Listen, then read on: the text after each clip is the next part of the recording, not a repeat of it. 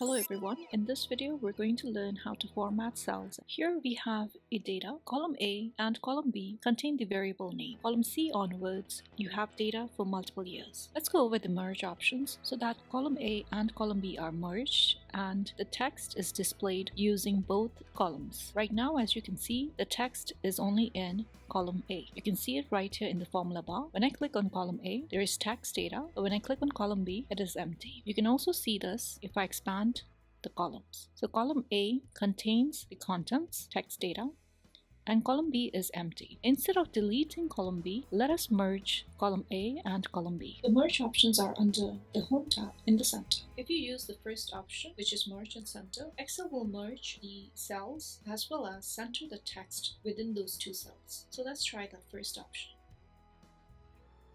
So here you can see that cell A1 and B1 are merged and the text is centered across the two cells. Now let's take a look at the second option. The second option is merge across. The merge across command can merge the cells across columns but not rows. If we select cell A2 and B2 and we select the second option, it will merge the two cells as seen here, but it does not center the text as seen in the first example.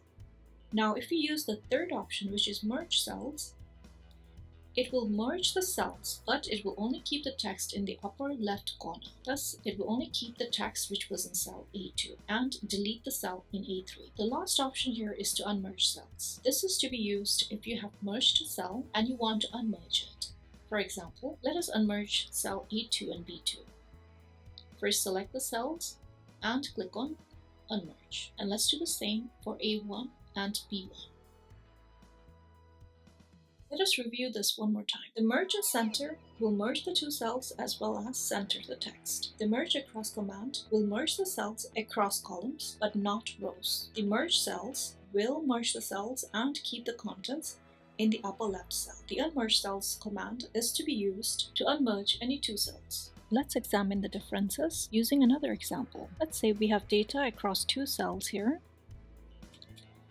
Let me select cells B11 till C12, the entire data set here. If we select the merge and center option, it will merge the cells, but it will keep the contents in the upper left section, and it will center the text. If we use the second option, which is merge across, it will merge the cells and keep the values in the left section, and it will not center the contents as we saw in the first option. Now if we use the third option, which is to merge cells, it will keep the values in the upper left corner and remove the other values. This is very similar to the first option, except it does not center the text as we saw in the first option.